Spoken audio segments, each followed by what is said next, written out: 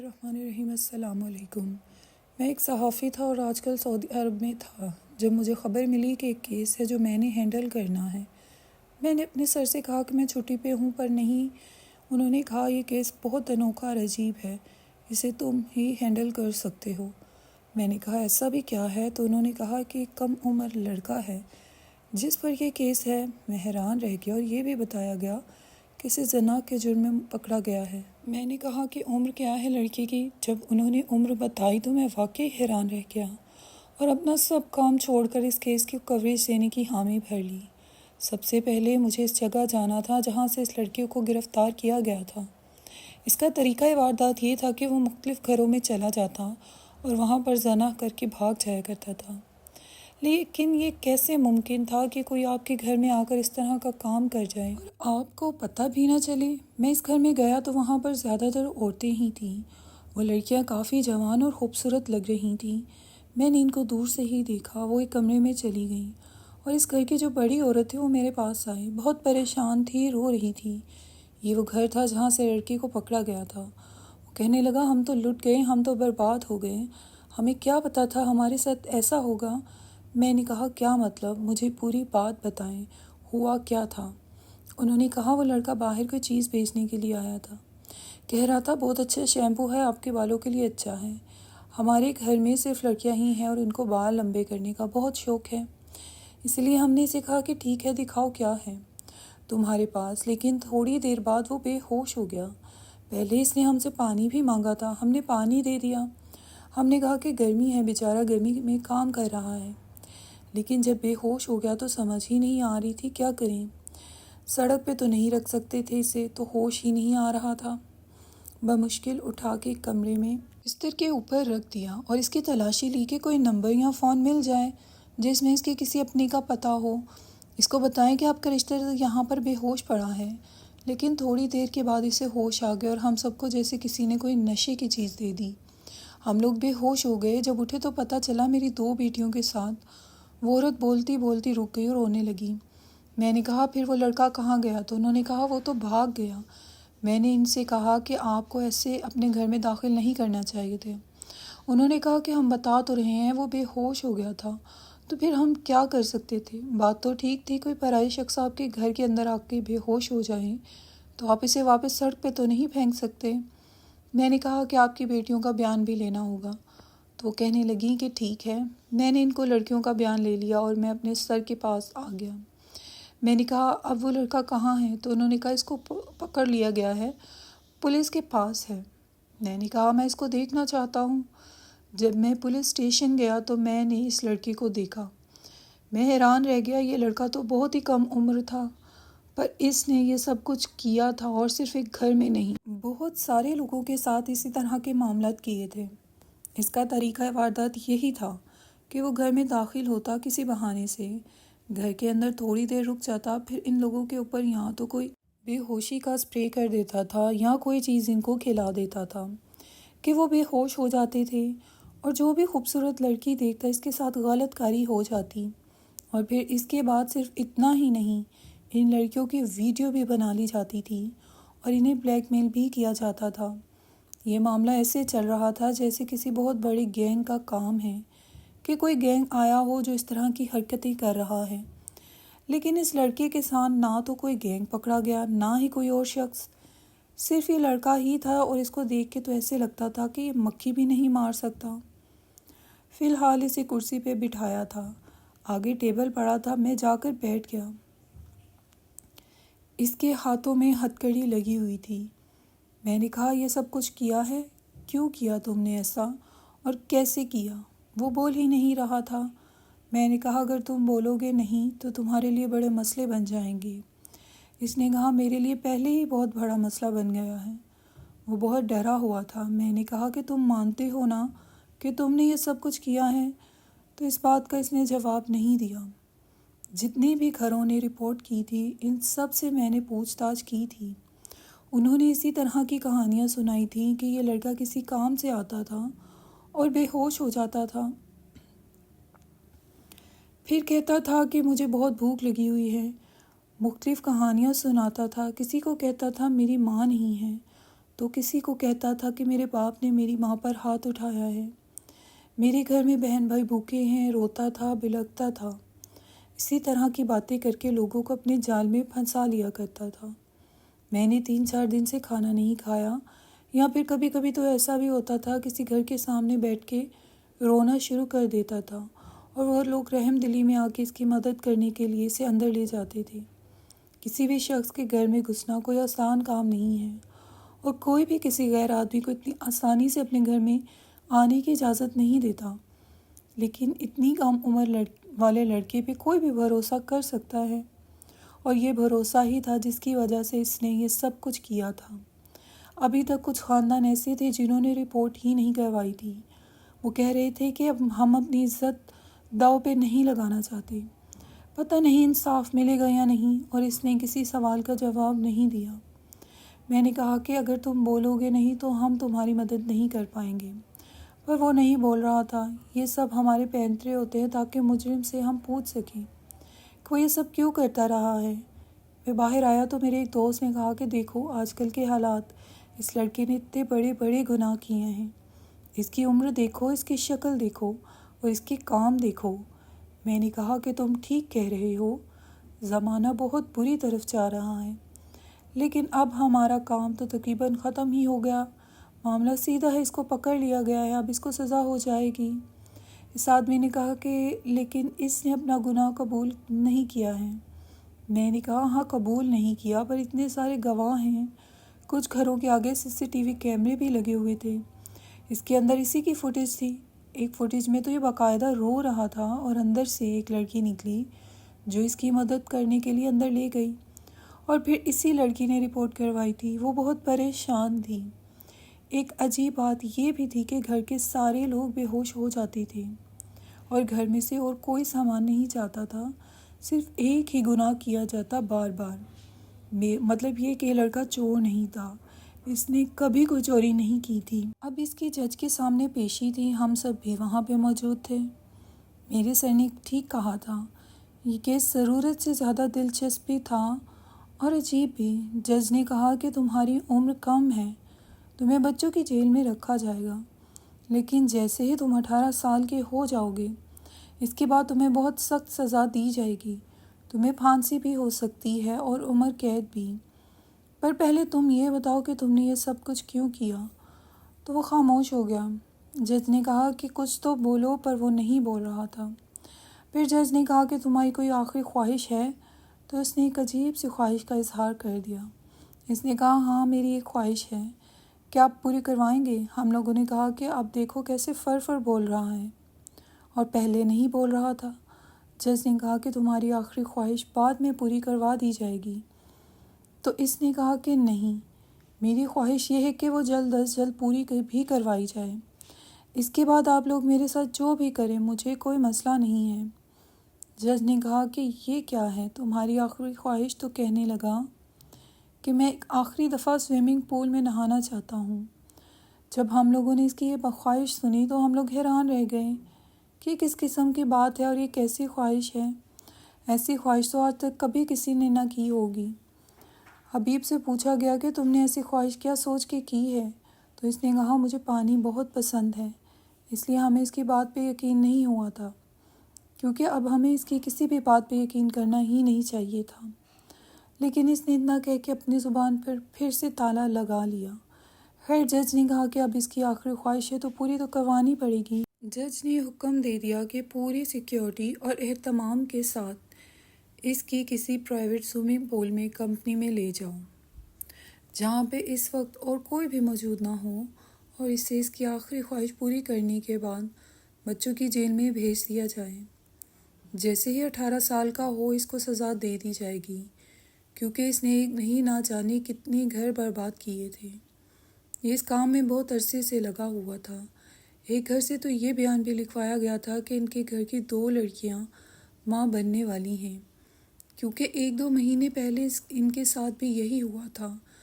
جب یہ خبر ان لوگوں کو پتہ چل گئی کہ اس شخص کو پکڑ لیا گیا ہے جو گھر گھر جا کے یہ سب کر رہا تھا، تو لوگوں نے اب سامنے آنا شروع کر دیا تھا، کیونکہ مجرم پولیس کے ہاتھوں میں تھا۔ مجھے یہ سن کر بہت افسوس ہوا کہ اب ان لڑکیوں کی زندگی کا کیا ہوگا جن کے ساتھ گھر بیٹھے ہی اتنے برے سلوک کیے گئے۔ لیکن کیا یہ سب کچھ اسی نے کیا تھا؟ اس کی اس انوکھی آخری خواہش کی تکمیل کے لیے ہم لوگ ایک پرائیویٹ سوئمنگ پول میں پہنچ گئے اور ان لوگوں کو بتایا کہ ہم لوگ کیا چاہتے ہیں۔ انہوں نے کہا کہ اگر آپ پیسے دیں تو ٹھیک ہے، جیسا آپ چاہیں گے ویسے ہی ہوگا۔ ہم نے سارا ایریا ہی خالی کروا لیا اور آس پاس پہرے پہ کچھ لوگ بھی کھڑے کر دیے، کیونکہ کچھ قیدی بہت زیادہ چالاک ہوتے ہیں، اس طرح کی آخری خواہش کرتے ہیں کہ جس میں ان کو بھاگنے کے امکانات زیادہ نظر آتے ہیں اور وہ پاگل بنا کے بھاگ جاتے ہیں۔ ایک دفعہ ایسا ہی ہوا تھا، ایک شخص نے کہا تھا کہ وہ ایک کمرے میں ایک پورا دن گزارنا چاہتا ہے، بس یہی اس کی آخری خواہش ہے، اور موقع دیکھ کے وہ وہاں سے بھاگ گیا تھا۔ اس لڑکے کو کہا کہ ٹھیک ہے، اب یہاں پہ کوئی نہیں ہے، تم اپنی آخری خواہش پوری کر سکتے ہو۔ اس کا نام حبیب تھا، شکل و صورت کا خوبصورت تھا، عمر میں کم تھا لیکن قد کاٹ میں جوان لگتا تھا۔ اگر میں اپنے کام کی بات کروں تو مجھے نہیں لگتا تھا کہ اس نے کچھ غلط کیا تھا، کیونکہ یہ شکل سے بہت معصوم لگ رہا تھا، لیکن ایسے ہی لوگ مجرم ہوتے ہیں جن کی شکلوں پہ نہیں لکھا ہوتا کہ وہ مجرم ہیں۔ میں جا کر پیچھے بیٹھ گیا، میرے ساتھ جج صاحب بھی موجود تھے۔ انہوں نے کہا کہ میں اپنی نگرانی میں اس کے لیے آخری خواہش پوری کروانا چاہتا ہوں۔ وہ میرے ساتھ بیٹھے تھے اور ہم لوگ اپنی باتوں میں مصروف ہو گئے، جیسے کہ دو لوگ بیٹھے ہوں تو کوئی نہ کوئی بات کر لیتے ہیں، اور پولیس والے بھی کچھ لوگ پہرے پہ کھڑے تھے۔ لڑکے نے اپنے جوتے اتارے، پانی میں جانے کی تیاری کرنے لگا۔ پہلے تو وہ پانی کو دیکھ رہا تھا، پھر اس نے بیچ میں اپنی ٹانگیں لٹکائیں اور زمین کے اوپر بیٹھ کے پانی میں ٹانگیں لٹکائے بیٹھ گیا۔ تھوڑی دیر بعد پانی کے اندر چلا گیا۔ ظاہر ہے اگر اس نے یہ آخری خواہش کی تھی کہ مجھے سوئمنگ پول میں تیراکی کرنی ہے تو پھر اس کو تیراکی بھی آتی ہوگی۔ لیکن تھوڑی دیر کے بعد ہی ہم نے ایسا منظر دیکھا کہ ہم حیران رہ گئے۔ وہ پانی سے باہر نہیں آ رہا تھا، پانی کے نیچے چلا گیا تھا۔ اتنا تجربہ کار تو نہیں لگ رہا تھا، کیونکہ پانی میں جانے سے پہلے وہ کافی گھبرایا ہوا لگ رہا تھا۔ میں نے پانی کی طرف دیکھا تو وہ لڑکا اوپر نہیں آ رہا تھا۔ میں نے جج صاحب سے کہا یہ کیا معاملہ ہے، لڑکا تو پانی کے نیچے سے اوپر ہی نہیں آ رہا۔ وہ بھی تھوڑا الرٹ ہو گئے کہ ہاں معاملہ تو تھوڑا گڑبڑ لگ رہا ہے۔ پھر ایک آدمی کو اشارہ کیا کہ ذرا آگے جا کے دیکھے کیا ہے۔ اس نے دیکھا تو فوراً سے پانی میں چھلانگ لگا دی۔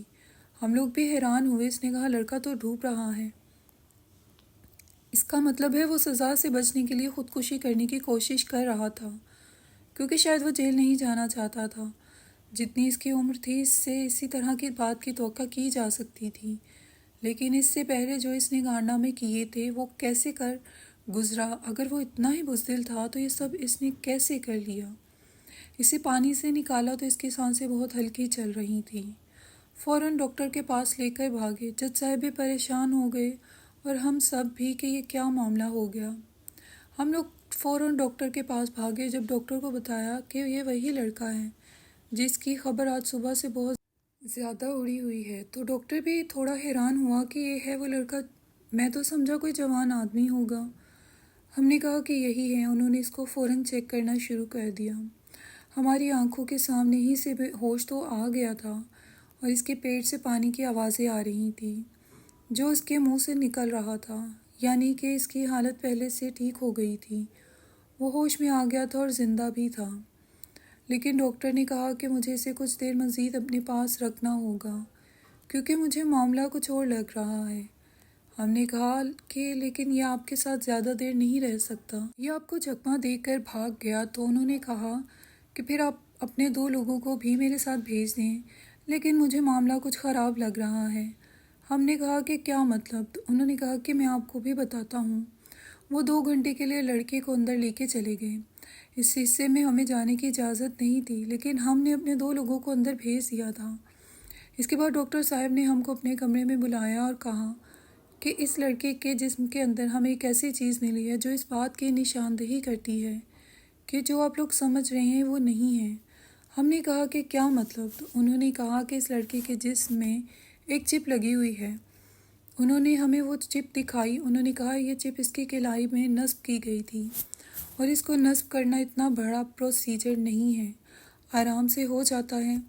جب ہم نے اپنے تجربہ کار لوگوں کو اس چپ کے بارے میں بتایا اور انہوں نے اسے چپ چیک کیا تو انہوں نے کہا یہ چپ تو آپ کی لوکیشن اور آپ کو کوئی کون سی جگہ پہ موجود ہے اس چیز کو ڈکٹیٹ کرتی ہے، یعنی کہ یہ ایک ڈکٹیٹر ہے، لیکن یہ اس لڑکے کی کلائی میں کیوں تھا؟ اس کا مطلب کہ ہم جو سمجھ رہے تھے وہ واقعی ہی نہیں تھا۔ ہم یہ سمجھ رہے تھے کہ کیس کلوز ہو چکا ہے، لڑکا گناہ گار ہے، اسے پکڑ لیا گیا ہے، اسے سزا دی گئی ہے، لیکن شاید کچھ اور معاملہ تھا۔ پھر ہم نے اس لڑکے سے پوچھا کہ اب بتاؤ کہ بات کیا ہے، اور اس نے ہمیں ایسی بات بتائی کہ اس کیس کا ایک نیا پہلو نکل کے ہمارے سامنے آ گیا، جس سے ہم سب سن کے حیران رہ گئے۔ اس لڑکے کی حالت اب پہلے سے بہتر تھی، وہ ہمارے سامنے بیٹھا تھا۔ میں نے کہا پہلے بھی تم نہ بول کے پولیس کو اور قانون کو بھی گمراہ کیا، اور اب بھی تم نہیں بولے تو بہت برا ہوگا، اسی لیے بتاؤ یہ سب کیا ہے، یہ چپ تمہارے بازو میں کس نے ڈالی؟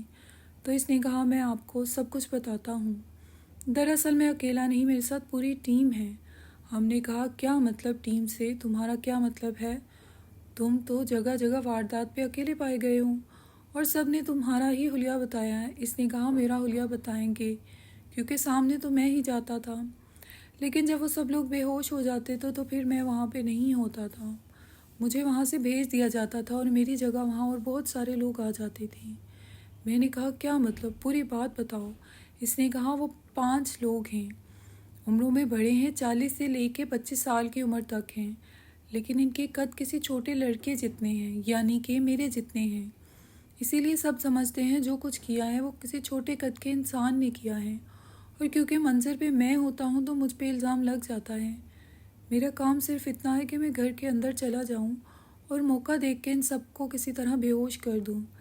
میرے پاس ایک چھوٹا سی دھوئیں والی ڈیوائس ہوتی ہے جسے میں گھر کے کونے میں رکھ دیتا ہوں، اس میں سے اس طرح کی اسمیل اڑتی ہے کہ سب لوگ بے ہوش ہو جاتے ہیں، اور اس کے بعد وہ لوگ جو چاہے کرتے ہیں، کیونکہ ان کے لیے سب کچھ مذاق ہے، انجوائمنٹ ہے، ان کو یہ سب کرنا اچھا لگتا ہے۔ اور منظر پہ مجھے رکھا ہے کیونکہ ایک لڑکے بھی کسی کو شک نہیں ہوتا۔ یہ تو میں تب پکڑا گیا جب معاملات بہت آگے نکل گئے اور اس کام کو کرتے ہوئے کافی سارے سال گزر گئے۔ ہم نے کہا کہ تم نے سوئمنگ پول میں تیراکی کرنے کی آخری خواہش کیوں کی تھی؟ اس نے کہا میں ڈر گیا تھا، مجھے بہت ڈر لگ رہا تھا، میں جیل نہیں جانا چاہتا تھا کیونکہ میں نے کچھ نہیں کیا تھا، اس لیے سوچا کہ جان دے دیتا ہوں تاکہ مجھے جیل میں نہ جانا پڑے، نہیں تو آپ لوگ مجھے پھانسی کی سزا دے دیتے۔ میں پھانسی کے ذریعے نہیں مرنا چاہتا تھا۔ انہوں نے کہا کہ تم ان لوگوں کے ساتھ کام کیوں کرتے ہو؟ اگر وہ تم سے عمر میں بڑے ہیں تو پھر تمہارا ان کے ساتھ ہونا بلا وجہ تو نہیں ہو سکتا۔ جب اس لڑکے نے ایک اور بات بتائی، اس نے کہا کہ ان کے پاس میری ایک بہن ہے۔ ہم نے کہا کیا مطلب؟ اس نے کہا میری چھوٹی بہن، وہ بہت چھوٹی ہے، 4 سال کی ہے، ان لوگوں کے پاس ہے، انہوں نے اسے پاس رکھا ہوا ہے، وہ کہتے ہیں اگر تم نے ہماری بات نہیں مانی تو ہم تمہاری بہن کو جان سے مار دیں گے، اس لیے میں یہ سب کچھ کرتا ہوں، لیکن اب مجھے پتہ چل گیا ہے کہ میں اپنی بہن کو بھی بچا نہیں پاتا، اسی لیے خودکشی کرنا چاہتا تھا، کیونکہ جب میں اس کی حفاظت ہی نہ کر پایا تو زندہ رہ کے کیا کرتا۔ میں آپ لوگوں کو ان کا پتہ بھی اس لیے نہیں بتا رہا تھا کیونکہ آپ لوگوں کے پاس ہوں، یہ بات بھی وہ جانتے ہیں، اگر ان کو پتہ چل گیا کہ میں نے آپ کو سب کچھ بتا دیا ہے تو میری بہن کو زندہ نہیں چھوڑیں گے۔ لڑکے نے پھوٹ پھوٹ کے رونا شروع کر دیا اور ہم سب حیران رہ گئے کہ واقعی اس کیس کی جڑیں تو بہت اندر تک پھیلی ہوئی تھیں۔ میں یہ سب کچھ نوٹ کر رہا تھا کیونکہ مجھے اس پہ پوری رپورٹ بنا کے پھر عوام کے سامنے بھی پیش کرنی تھی، اور اب یہ بات عوام کے سامنے رکھنا ہماری مجبوری بن گیا تھا کیونکہ سب کو اس بارے میں پتہ تھا۔ اس کا مطلب ہے کہ یہ لڑکا بے قصور تھا، اس کا قصور اتنا تو نہیں تھا کہ اس کو جیل بھیج دیا جاتا، یہ تو خود مجبور تھا، یہ خود وکٹم تھا، مجرم نہیں تھا۔ اس کو ہم نے ایک محفوظ مقام پر منتقل کر دیا اور میں نے اسے یقین دلایا یہ لوگ تمہاری مدد کریں گے، میں بھی اس کو بتاؤں گا کہ تمہاری غلطی نہیں تھی اور تمہاری بہن کو بھی بچا لیا جائے گا، تم فکر نہیں کرو۔ اب ان لوگوں کو پکڑنا پولیس کا کام تھا، لیکن میں حیران تھا کہ انہوں نے کس طرح سے یہ چال چلی تھی۔ منظر پہ اس لڑکے کو رکھا تھا اور اس کے پیچھے پورا گینگ تھا۔ پولیس سرگرم ہو گئی، لڑکے سے ان کے حلیے پوچھے گئے، اسے مختلف لوگوں کی تصویریں دکھائی گئیں، کچھ مجرم پولیس کو مطلوب تھے، ان کا پورا ایک البم تھا، 2 لوگ تو ان میں سے ہی نکل آئے۔ لڑکے نے کہا یہ دونوں بھی ہیں اس گینگ میں، باقی 3 لوگوں کا پتہ نہیں تھا۔ جب ان کو پکڑ لیا گیا تو پولیس نے ایک بہت بڑی پریس کانفرنس بھی کی جس میں ان کو بٹھایا اور اس لڑکے کو بھی، اور ساری کہانی عوام کے سامنے پیش کی اور ان کو بتایا کہ معاملہ کیا تھا۔ सब लोग हैरान थे। मैंने इन लड़कों को देखा। वाकई इनके कद छोटे छोटे थे, लेकिन उम्र में वो बहुत ज़्यादा थे। पता चला कि वो 3 भाई हैं और इनमें से 2 आपस में कज़न हैं, यानी कि एक दूसरे के रिश्तेदार थे। शक्लें भी मिलती जुलती थीं। हमने हबीब की बहन का पता लगवा लिया। जब इसे हबीब के पास पहुंचाया तो वो खुशी से निहाल हो गया। वो लड़की भी अपने भाई के गले लग के रोने लगी। बहुत डरी हुई थी। हबीब ने शुक्रिया अदा किया। इसे 3 महीने के लिए काउंसलिंग के लिए भेज दिया गया ताकि वो दोबारा ऐसे लोगों के हाथ में आकर आलाकार ना बन सके। फिर इसके बाद इन दोनों बच्चों को चाइल्ड केयर एसोसिएशन के हवाले किया गया कि जब तक वो दोनों बालिग नहीं हो जाते इनका सारा खर्चा और इनकी जिम्मेदारी सदारे की थी। मैं कभी कभी हबीब से मिलने चला जाता हूँ। वो बहुत शुक्रिया करता है, अपनी बहन के साथ वहीं रहता है। ये भी पता चला है कि इसके माँ बाप इस दुनिया से यूं ही नहीं गए। इनके पीछे भी यही लोग थे जिन्होंने इनके माँ बाप को मार डाला और फिर इन बच्चों को इस्तेमाल किया। वो कहते हैं ना, जो जैसा होता है वैसा दिखाई नहीं देता। अगर हम लोग इस केस की तह तक नहीं पहुंचते तो हम शायद अभी हबीब को सज़ा सुना के जेल में भी डाल चुके होते। इसको सज़ा मिल जाती और इसकी बहन हमेशा के लिए कहीं खो जाती और ये लोग हबीब जैसे ही किसी और शख्स को तलाश करके अपने मकरूह धंधे में मुलव्वस रहते। लेकिन शायद इनका वक्त आना भी लिखा था कि जल्द ही पकड़े गए।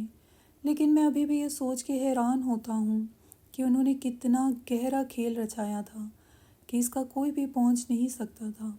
आप लोग बताएं कि आपने भी यही सोचा था ये सब कुछ हबीब ने किया होगा, या आपके दिमाग में ये बात भी आई थी कि शायद इस सब के पीछे कोई और हो, क्योंकि हर घर में से हबीब को ही निकलते और जाते देखा जा रहा था। वही घर के अंदर जाता था, वही निकलता था और लोग कहते थे कि एक ही लड़का था जो छोटे कद का था, वही हमारे घर में आया था और इसी के बाद ये सब कुछ हुआ था। मज़ीद ऐसी अच्छी वीडियोस के लिए मेरे चैनल को सब्सक्राइब कीजिए और इस वीडियो को बहुत ज़्यादा लाइक दीजिए और कमेंट्स में अपनी राय दीजिए कि मेरी वीडियोस, मेरी स्टोरीज़ कैसी होती हैं, इसे मज़ीद कैसे बेहतर किया जा सकता है।